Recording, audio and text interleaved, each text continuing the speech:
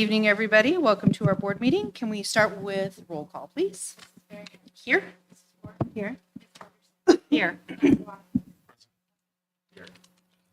Please stand and join me in the Pledge of Allegiance, followed by a moment of silence. Whoa. Where'd it go? Imagine's here. Okay. Pretend like it's there. Oh, Robert. Robert's going to take care of it. Just kidding. Okay. We all know what it looks like. Okay. I pledge allegiance to the flag of the United States of America and to the republic for which it stands, one nation, under God, indivisible, with liberty and justice for all.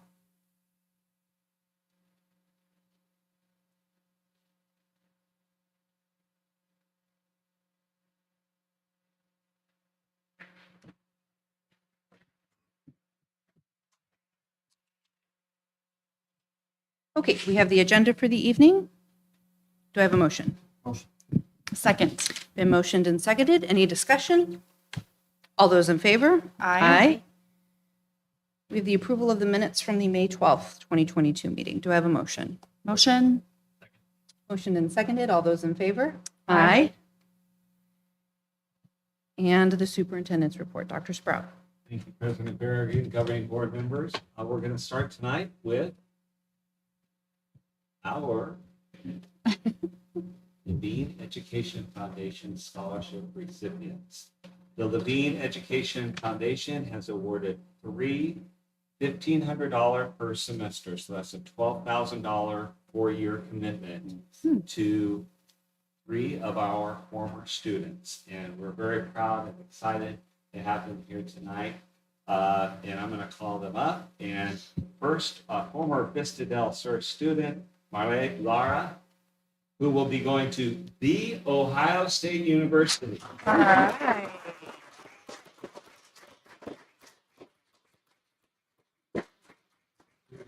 Study kinesiology. So if you don't know what that means, talk to. Google it.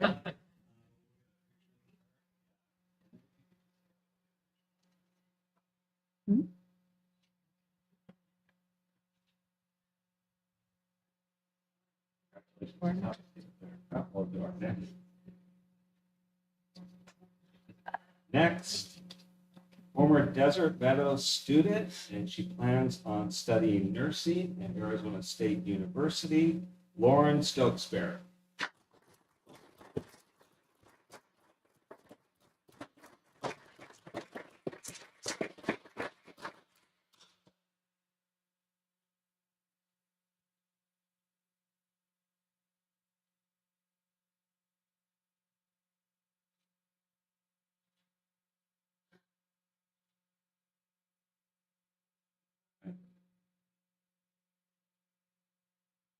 And our third student is also from Desert Meadows. He will be attending South Mountain Community College, starting off in engineering, and that is Matthew Urbach.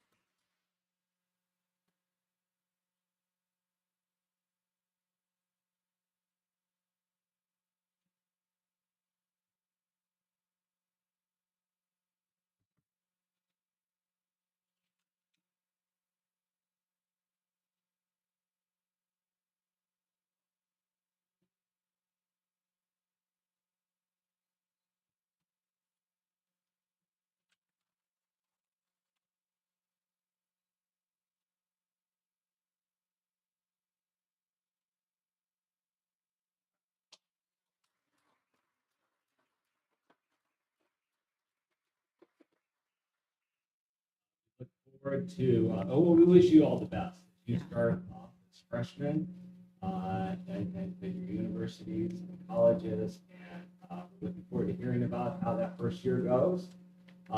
Families, congratulations. And I know that we join you in supporting your children as they head off to college. And congratulations on getting them to this point. So let's give our families as well.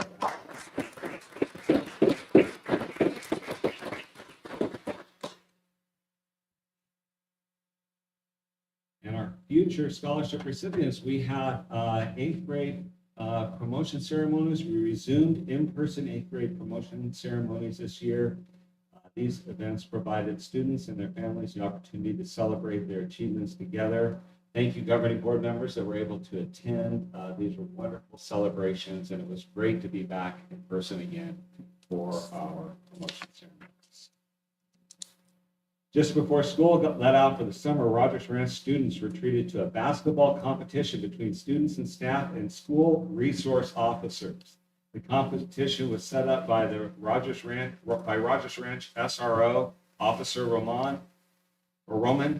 Phoenix Police shared a clip of the event that you can watch from their Facebook page, and I'll ask Elsa if you would share that with the board and make sure that it's publicly available. But a great event, building those relationships between our SROs, our students, and our staff, and they had a great time. We're excited about an advance in our technology. We're getting rid of projectors, and we are installing. We're transitioning from smart boards to what are called Promethean boards in all of our classrooms. The upgrade to Promethean Active Panel is the latest in classroom technology. The Active Panel comes with a wide selection of different teaching tools that are preloaded, giving the instructor the ability to liven up any given lesson. The Promethean Whiteboard app turns your display into a blank canvas that allows students and teachers to draw and write without worrying about space, and it saves your work. And so you never lose a great idea. We expect to finish 8 schools by the end of July. And this is Mr. Carroll posing with his new in summer school. We just wanted to give you an idea of what these look like. And I want to say thank you to our technology team for overseeing this huge project. 400 or so, I would say. How many, Eddie? 330. So boards are being installed, and obviously installing is just the start, and then we also support our teachers in implementing these new tools. So thank you to our tech team, and we really appreciate it.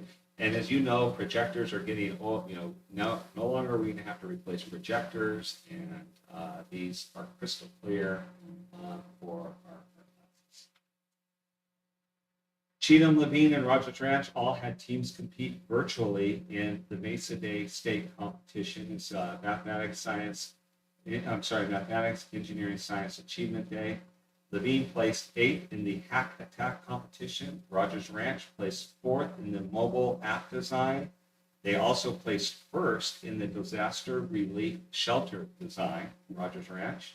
And Cheatham made it to the championship round of the Hack Attack and ended up placing 4th.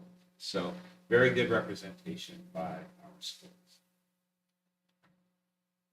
All I have to tell you is we're still waiting. And President Berrigan is very involved in this. It's our CFO, Kevin Haggerty, but we do not yet have a state budget. The legislature is not finalized.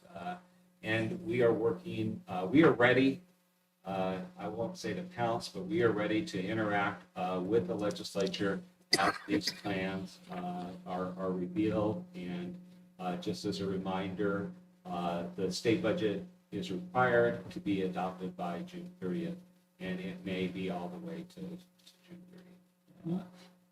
In fact, I think one year they stopped the clocks so that it stayed June 30th to finish it up. But just know that we are advocating for our district and for the state with respect to the, particularly the education aspect of it. Summer school started last week at all 9 of our schools. We are averaging 1,000 students a day participating across the district. We are receiving funding from the state to provide this summer school program through the Governor's On Track Summer Camp. And we just actually received additional funding from the state. So we have now received $824,000 in funding for our summer school, which covers 100% of our costs. So thanks to all of our team that has made that happen. And summer school is a huge success in our district. Our Kids Club Our Kids Club Summer Day Camp now has 233 students attending and 16 on the wait list. Looking ahead to the fall, our preschool programs are full also, with the exception of Desert Meadows, which has only 8 seats available for children over the age of 4. Kids Club is still accepting applications for students, and those applications will be wait listed. But our preschool program is back, and it is running full, and we're very excited to provide this opportunity and service to our community. And I just asked that we insert another slide here. And so this is our early childhood center that is still under construction, but will be ready to go in July, right, Robert? Yes. Yes, sir. That's the right answer. And so this is at Desert Meadows School. If you want to drive by, the building is beautiful, and we're very excited to have this investment of infrastructure in our preschool program and Kids Club as well. And President Berrigan, that concludes the superintendent's report. Okay, just to make a clarification, Mr. Haggerty and my involvement in the state's budget stops at having any influence over how soon they may be done. We have no influence over that. So I just wanted to make sure everybody in the room didn't know to set pitchforks on us. We will now take a break. We're going to move to the business portion of our meeting. Families, you're welcome to stay for that, but if you want to leave, you're welcome to do that too. We'll take a brief break.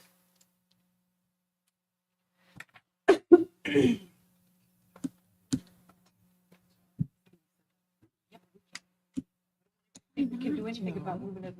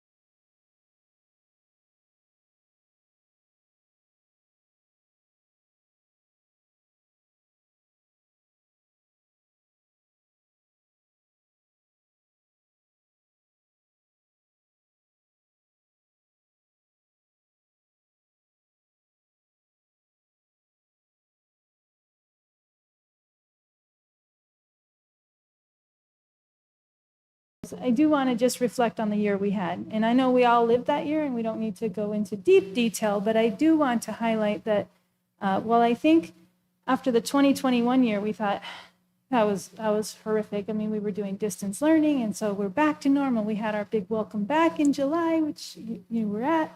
But really, we quickly learned it actually wasn't normal. We were still facing the pandemic, and we were still sending kids and staff home left and right and dealing with trying to close learning gaps while we're sending kids home, and we can't put them together because we're cohorting and things like that. And so, so what's really encouraging is that I know it wasn't a back to normal year, and yet we still managed to see some good growth. So I can't wait to see what it is when we have a normal year, which I hope I live to see.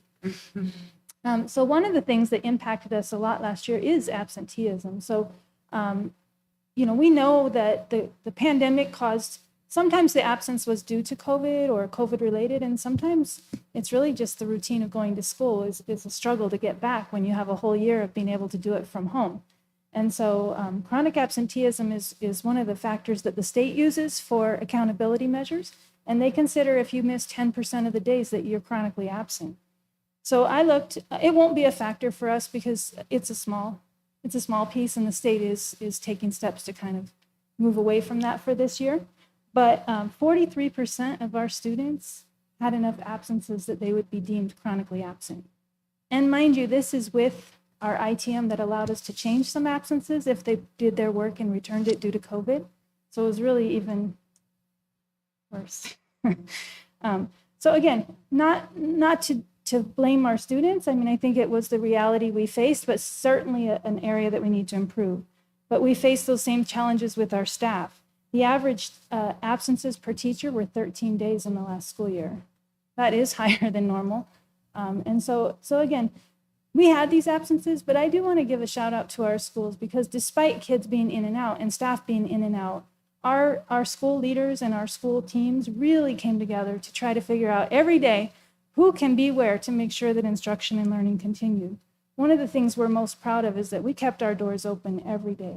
And so, well, the state gave us an option to close and to do some remote learning, and some of our neighboring districts chose that option. We kept our doors open every day and encouraged our kids to come. And so I think that's one of the factors that plays into our achievement. So AASA is our state assessment. This is the test that all kids take in the state in 3rd through 8th grade in English language arts, which is reading and writing, and in math. The name has changed over the years, and so you may hear it called AZ Merit. One year we had no state assessment because we all went home, and then it was AZM2, and now it's AASA. And so, but what the state has told us is that, well, they've changed names and changed the vendor, they've kept the same item bank and they've kept the same cut scores. So we should be able to still compare how we did on AZ Merit and AZM2 and ASA, as I call it. Oh, would you like my little Shakespeare quote? Yeah. Thank you. I was very proud of that. Romeo and Juliet. So here's some historical data. This is the state data, so this is not our district, but I wanted to start there just so before you see our 30s and 40s, you can see that we're in the ballpark together. So in the state of Arizona, these are the passing rates for the past, I'll call it 5 years. It's 18, 19, and then we didn't take a test in 20, and then 21, and then 22. So across the state, we all saw that when we came back to this year where we were doing distance learning and remote learning, that everyone took a pretty good drop in 21. But the key is looking at 22, how did we come back? So in the state, you can see that the increase from the 21 year to the 22, it varied by grade. 4th grade was flat and 5th grade actually went down, but those are the state passing rates. So when we look at our district, we see similar passing rates in the 40s and 30s. But the thing I'd like to draw your attention to is the change numbers here. So when we look at how our passing rate, how it compared from 21 to 22, we see some bigger jumps. And so that's promising. 30s and 40s, that's why I could never stand up here and say, oh, we're golden, because that leaves 60s and 70s that are not here yet. So we have a lot of work to do. But when I'm looking at how we're doing relative to the state and where everyone's at, I think that we can hold our heads high in the progress that we're making. So this is the ELA passing rates for the state and for LESD. So you can see that we're pretty close. We're a little behind the state still, and we typically are. Usually, though, that gap is a little bit bigger, 2 to 5%, sometimes even more depending on the grade. But this is the chart that I really like. Actually, my favorite one's coming. It's math, but we'll start with this. So this is the change in the percent passing for the state and for our district. So when you look at 3rd grade, in the state, they increased the passing rate by 6%, where we increased it by 10. And in 4th grade, the state stayed flat, where we increased by 3. And even in 5th grade, where you see that we had a dip, at least our dip was 4 instead of 6. But 5th grade is definitely something that's caught our eye in reading and math. And so we'll take a closer look at really what that's about, and more importantly, how to solve it. So math is similar. This is the state passing rates for math over the past 5 years. So you see that when you look at the 22 school year, when you look at the 22 school year, you see that it did, most grades with the exception of 7th in the state did see a bump from the prior year, although none of them are back to where they were pre-pandemic. And this is our district. So again, very similar passing rates, but the change is significantly more in math for us. And so, that just tells me that Levine, our schools are really working to close those gaps and move kids forward. So this chart just shows the passing rates for the state and for our district with all students. And so 3rd grade is at the state average, 6th grade is at the state average, 4th grade is one below. 5th, it stands out again, is, so we'll look at that. But overall, we're hanging in there with the state. But more importantly, our growth is just outstanding compared to the state. So many of our grades tripled what the state growth rate was. So when I look at this, it tells me that, okay, if we can have all these absences and we're still dealing with mitigation and emotional trauma and we're trying to close gaps and do interventions and we deal with a whole second year of a pandemic and we can see gains in 13 and 10%, I can't wait to see where we go next year. I think the district has a strong instructional focus and good programs and good people. And so I'm hoping that we're on our trajectory, as one might say. So from here, I mean, we're still waiting for more data. This is just our school data, but we will continue to analyze this at the school level and at the classroom level. A lot of our schools are already having strategic planning over the summer, bringing teams of teachers in to kind of not just reflect on their data, but really strategize on how to make improvements for next year. Summer school, as Dr. Sprout mentioned, is in swing. We have over 1,000 kids enrolled, so that's really great to see happening at all of our schools. We will revamp our efforts. We did a lot of work last summer. We had, I don't know if you remember, we had a learning recovery committee, and we had all these plans for acceleration and closing the learning gap, and we were all geared up, and then we kind of started the year and had to figure out how to cover classes. So we're going to revamp those efforts, and because we still do have learning gaps to close and need to move forward, so we'll be doing that. A lot of that will deal with strategic use of our staffing and our schedules. The ESSER funds have given us extra people. They came in handy last year, sometimes just to add coverage, but really the intent is to use some of those extra positions to do extra small group instruction and remediation and acceleration. So we're excited to be able to do more of that. We'll continue with our professional development to help teachers, learn how to close the learning gap and teach the real-time standards while still scaffolding the back end. We really need to work hard on our homeschool partnerships. I mean, the parents are a great partner to us, and part of that focus will be revitalizing attendance is important. So we know that all the instructional strategies and programs in the world won't do any good if they're not here. So we will be creating some increased efforts to get our kids here and our staff too. A through F letter grades will come out, but not until the fall. So as you know, all schools get a letter grade, A through F, for accountability. And so we'll get that maybe in October. But I do want to remind you that in the calculations for our letter grade, the biggest chunk of the pie is based on growth. And so it gives me hope that I'm seeing our kids grow. I don't know what their SGP scores are yet, but I can see that if we're making gains and we're making gains at that rate higher than the state, then I believe we will have favorable letter grades.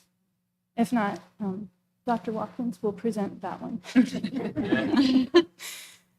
So in the fall, we'll do another update for you with our letter grades, and just by then we'll have other data of our surrounding districts, and if there's any additional information you would like to see, and we'll be able to give you an update on the progress we're making as our kids have started again. So that is all I have for tonight, unless you have any questions.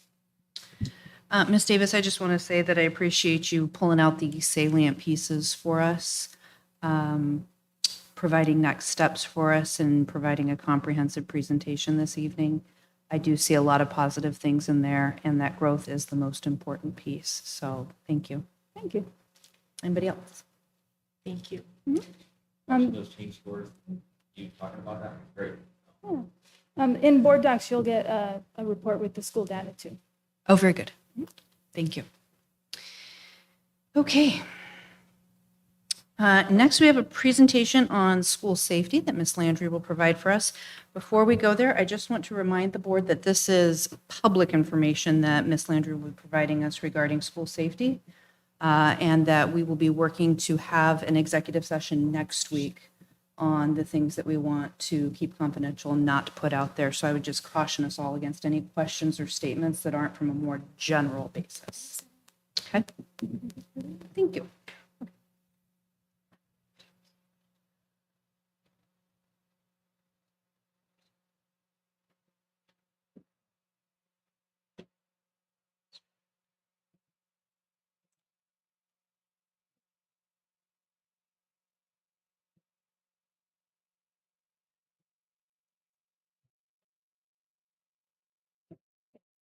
All right. Okay. Good evening, President Barrick and members of the board. Tonight we are going to discuss Levine's school safety plans.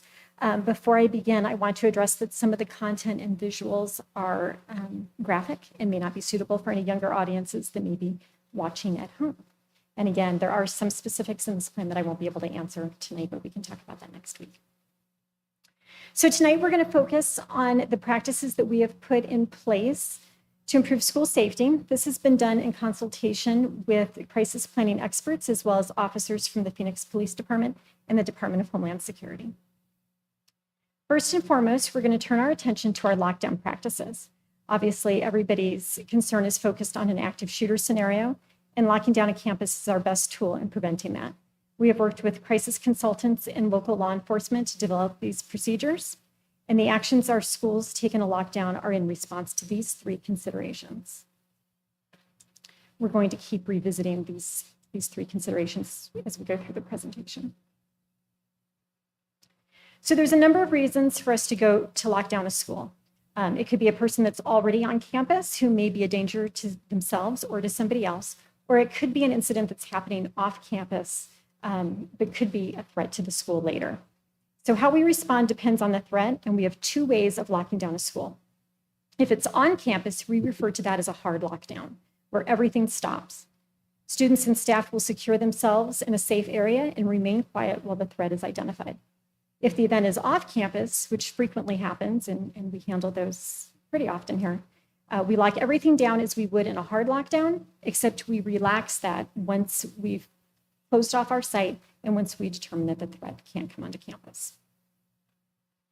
So there's the basic procedures that we follow in a hard lockdown. Remember, the purpose of locking a school down is to keep all persons out of sight and silent.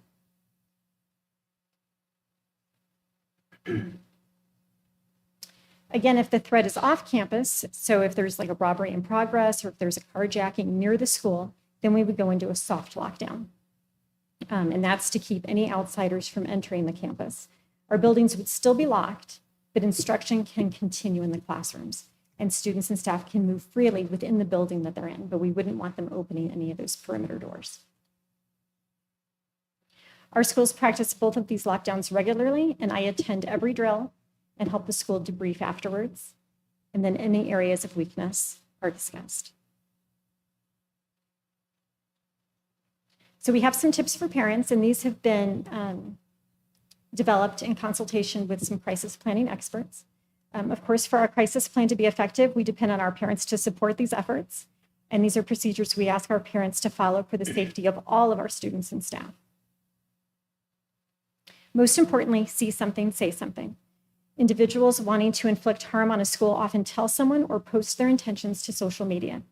The latest data I have from our crisis expert shows that 80% of active shooters, so that's 80% of people who actually intended harm on a school, told 3 or more people of their plans in advance. It's important that if you or your child becomes aware of a potential threat, it is reported to law enforcement or the school immediately, and this needs to be reported face-to-face or by a phone call. So no emails, no posting to our social media, no private messages. And we've actually disabled private messages on our Facebook pages for that reason. Talk to your children. Emphasize how important it is for them to follow instructions by school staff and first responders. During a lockdown, students should quickly move to the nearest safe area, which may not be their classroom. So if they have gone down to the office for some reason and they're coming back to their classroom, they need to move into the room that's safest for them. They need to not head back to their classroom. They need to remain silent, including their cell phone, and they need to not open the door for anyone. We've had the question before about what if somebody knocks on the door and identifies themselves as a police officer? Police officers have keys to our rooms, and so they should not be opening the door to anyone. So of course, as a parent, the last thing you want to do is give up your child's location. If your child is hiding and their phone rings or buzzes or lights up, they may have their location revealed to the intruder. Please remind your child to completely silence their phone and not use it during an emergency situation. Students will be given an opportunity to text or call their parents when it is safe to do so. So with our, we'll get into our messaging for parents as well, but if we're in a lockdown for a long period of time and it is safe, we've recommended that teachers write something on the whiteboard that they can relay to their kids to share with their parents. Do not call the school. In a lockdown, the front office staff also moves to a secure location and is unable to answer phones. Their focus is communicating with first responders, and our phone system must be available for that. Any lockdown situation, we will communicate with families over the course of the event. Messages are preloaded into our auto dialing system, so some of you may have received those. The system sends text and email messages the fastest. Phone messages take a little bit longer. So parents should make sure that we have their current cell phone and email address on file in our system and that they haven't blocked our auto dialer system. So if parents aren't receiving messages from us, and they should be receiving regular messages anyway, they should call us and I can unblock them. In the event that the situation is resolved before communication can be sent, parents will receive a notification. So depending on how fast it happens, it's possible that we may not have a chance to call you before it's resolved. And typically that happens during an off-campus soft lockdown event. Don't come to the school. Once a school is in lockdown, we are unable to open that for anyone, including parents. Persons gathering outside a school can put themselves at risk and can delay the emergency response while police work to apprehend the suspect. Driving to a school, as you can see in this picture, can create a traffic jam, which prevents emergency responders from reaching the campus. And entering a school during a lockdown can create confusion in that we may think that you were actually the intruder, and all the attention will go to that person instead. In a true emergency, students will be relocated to an alternate site for parent reunification. So moving into some of our best practices, we've been able to tap into 3 great resources for improving our safety measures. We're given 2 unique opportunities by the Phoenix Police Department to strengthen our emergency practices and response. In summer of 2017, Phoenix's Homeland Defense Bureau sent a team of 3 school resource officers to conduct site vulnerability assessments on all of our schools. There were 2 components to these visits. The first was to collect a wide range of data for input into the ACTIC, which is Arizona's Counterterrorism Information Center. This data includes information on the areas surrounding the school, as well as the physical makeup of the school, such as fencing, utility lines, and points of access. The second was to identify areas that could improve police response to an emergency situation. Again, this was in 2017. We've applied for another assessment because it has been 5 years, and we're hoping to have resources dedicated to that. Assessments are recommended every 5 years, and I know they're trying to get the schools back on board this summer, but of course with staffing issues that Phoenix Police is having, we're not sure if that's going to be possible this summer. So the assessment that they did found several low and no cost items that were recommended at each of our sites. And I'm going to go through some of these. There were quite a few, but I'm going to go through the basics here. The authority to arrest form is a document that we file with Phoenix Police every year. And it allows officers on patrol to make an arrest on our campus without seeking permission. And so that's really helpful in the overnight hours or when there's somebody not on campus. Visitor badges. All visitors must now formally check into the front offices. They must provide their photo ID in exchange for a visitor's badge. Once they check out, their ID is returned to them. This forces the visitor to come through the office, and instead of going through a side gate, they have to come through the office to pick up their driver's license. And then we also know who's on our campus at any given time. So if there's a visitor on campus, if we have a mom helping out in her child's classroom and we have to go into lockdown, we're able to identify every visitor on campus just by looking at the IDs. First responder go kits. In the event of a real emergency, these folders contain everything a first responder immediately needs. It includes floor plans, aerials, and rosters, and they are located in each school's front office. Bubble mirrors. We added bubble mirrors to stairwells and in blind corners that will give officers an advantage when entering those blind spots. Fisheye peepholes are installed in exterior doors, which give you a wide range view to the person inside. As a result of their findings, we implemented several practices to also increase security and response. This includes building signage so that buildings should be labeled in a way that regardless of the side responders are entering from, they can easily identify what the building is called. And in the event of an emergency, all windows must be covered quickly. So we looked at interior and exterior window doors and found various ways to quickly cover them. Some schools have added mirrored tinting to large windows, as you can see in that picture, but really any covering will work. So it may be paper with magnets, anything to keep people out of view. Along with the visitor badges, we added signs notifying visitors they must check in. No trespassing signs are also posted, and having these signs on hand help us legally if a person enters our campus without our permission. These are also a requirement of that authority to arrest form. So on to tactical training. Thanks again to Mrs. Ward for connecting us with her son, who at the time was a sergeant with Phoenix PD's tactical detail. Phoenix Police used Levine facilities for their active shooter incident training, and this all happened over a summer. There were no students on campus when this training was occurring.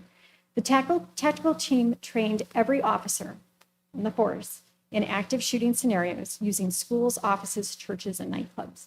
So this started out as just a facility rental, but it ended up being such a great training opportunity for our administrators as well. Dozens of officers received training in our schools, which made them familiar with our floor plans and the obstacles they may face when responding to a school situation. Administrators were invited to participate in actual scenarios.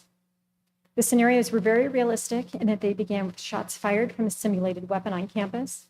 Teams of officers were staged in the front office, and by following radio traffic, went through the campus in search of a gunman who was eventually apprehended in the science lab. Admins were able to follow one of the teams through. This gave us an idea as to what first responders face as they respond to emergency calls from schools and navigate through a school campus. So the front office teams were able to participate in this.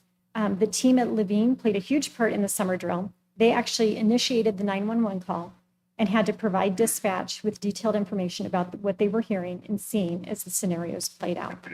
So it helped them understand their role in a real situation, that they have to tell them what's going on, what they're hearing, what they're seeing, and help be the eyes until first responders can come. Another component of the active shooter training was to involve fire in the scenarios. This new practice is to allow fire in as soon as possible to begin treating victims, even as the scene is still active. So in addition to having officers on site, we also had firefighters and EMTs. As a result of participating in the active shooter training, we have made a few changes to further improve emergency response in our schools. In working with Phoenix Fire, we found that they had the ability to upload floor plans for each of our sites into their computer system. So we sent them maps for all of our schools, and this is helpful as they respond to any situation on our campus. So if it's a medical situation on the playground or an asthma attack, they know exactly what building that they need to be entering. We also found how important the Go Kit was. As police arrive to an emergency, they typically rip the first map that they find off the wall, and so these are at the ready for them with all the information that they need. With Levine participating in the active shooter training, we found how beneficial the mock scenarios were for training purposes. So Tactical actually sent out another officer to train all of our school administrators and front office teams. Officer Meza, shown here, gave a brief overview of active shooting and then ran each team through a drill using the front office area. And then finally, our administrative team went through an 8-hour course with Jesus Villahermosa. Jesus is a former SWAT officer out of Washington State and is an expert on active shooter scenarios in schools. He provided great insight on the characteristics of an active shooter and actions schools can take to protect students and staff. And we actually hope to have Jesus back later this year for some parent training. So there are a few systems that we are currently piloting as well with the intention of implementing throughout our schools. These include automated lockdown notification systems and key card entry systems, as well as fencing, camera upgrades, and lock upgrades. That covers what we've done to improve school safety and our physical response to an emergency, but I did want to touch a little bit on threat assessments. This is an area primarily handled by our Student Services Department, but school administrators and SROs play a role in that as well. Threat assessments are handled through 3 identified phases. After a threat is reported, the school administrator completes the initial assessment and determines if the threat is credible. If it is believed to be credible, a more in-depth assessment is completed by a team led by the school counselor. This phase involves talking to the students, interviewing witnesses, and communicating with family members. This allows the team to determine the level of risk. Finally, an intervention plan is developed with short and long-term action steps that will support the student. This plan is developed with the parent and, if needed, community mental health agencies. And the final portion tonight is our school resource officers. We are very fortunate to have 6 school resource officers and 2 school counselors that are funded through a state grant. The primary purpose for placing officers in schools is to contribute to safe school environments. SROs participate in school safety and PBIS meetings and foster a positive perception of law enforcement. Our SROs are required to teach 180 hours of law-related education on each site, promoting a safe, orderly environment and good citizenship. Some of the classes taught include bike safety, substance abuse and prevention, stranger danger, internet safety, and bullying. And then they also run the Wake Up Clubs in the summer. That concludes the presentation, and I'll be happy to answer any questions as long as it doesn't involve specifics that are protected. Thank you, Ms. Landry. I just want to start by saying this is not a topic that anybody, I think, enjoys talking about and probably takes a great deal of processing, even just to put together a presentation like this, because you can't help but think of the worst case scenario. So thank you for your work on this, as well as anybody who supports in that work. I do want to say thank you as well to our partners at City of Phoenix and the police department there. I know they're struggling with their staffing at this point in time. And we hope that they recognize schools as an important point of focus for them. I look forward to the executive session next week where we can talk a little bit more in depth about this and feel, I think, a great level of comfort for the board of where we're at and where we will be moving forward. So that's what I wanted to share. Anybody else? When you see the video that of your kid's school, that's really, like, that doesn't, for any parent, that's hard, you know? Yeah. It's hard. And, yeah,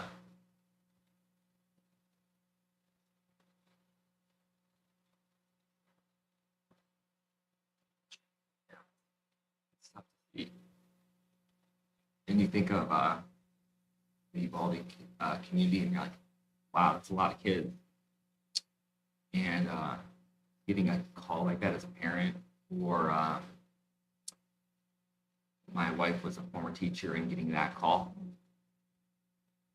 it's rough, you know. So yeah, I've seen many thoughts, and I'll leave it for appropriate times. And I appreciate this, the thoughtfulness and how comprehensive this is. We need community partners and whole community to come around this. The city of Phoenix needs to come around. Our parents need to be informed and trained. We all need to do our part. This can't happen here. Now, to add to that, it's people that make this successful. So we really do need the support of everyone to come together, staff, parents, and any employees to help make these plans successful. What else? Okay. Thank you, Ms. Landry.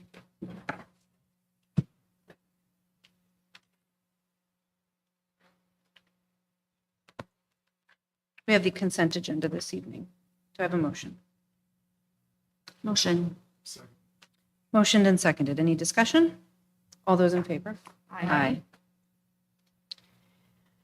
And next, the proposed budget for fiscal year '23. Mr. Hegarty. No presentation, we do that when we do the adoption, but just a reminder, you heard Dr. Sprout talk about the legislative session. We're not done with the budget. So this is going to change, this is going to change, and this is going to change. So, I know Anita put a lot of work into building the budget, knowing that we're going to have to make a different adoption once we finally get our final numbers. But any questions you have, we did put in all the major changes from our year-end budget to the proposed budget right now, which again will look different when we get to the other bottom line, but we made some big assumptions in here, growing by 450 students and some extra money on top of what the state's required to give us statutorily. So any questions? I would just say, folks like you and I remind our boards that these numbers will change, and we remind them now. But then December comes around And while you and I deal with it every day, they do not. So we're going to need to remind them again in December. We told you in July and June this Yeah, was going to there you go. change. Yeah. And here's why. Why did this change? Because the state wasn't done with their budget yet. We gave it our best guess. Yeah, we maybe do multiple adoptions depending upon when they actually do get the final forms out to us also. So, okay. Yes. Thank you. Thank you, Mr. Haggerty. Okay, we need a motion to adopt or to accept the proposed budget for fiscal year 22-23. Do I have a motion? Motion. Second. Motion and seconded. All those in favor? Aye. And then we have the superintendent's performance pay. We had his evaluation in executive session at the last board meeting and recommended that we provide him with the full performance pay. Do I have a motion? Motion. Motion and seconded. All those in favor? Aye. Any final comments from the board? Dr. Centers? Dr. Wilkins? I would just thank all of the teachers who spent the entire year working through all the challenges and still stayed for summer school and to be able to still continue to invest in the kids in our community. So thank you for that. Ditto what Michelle said. I did have a chance to actually see in person yesterday the Desert Meadows Early Childhood Center. That looks incredible. I mean, that just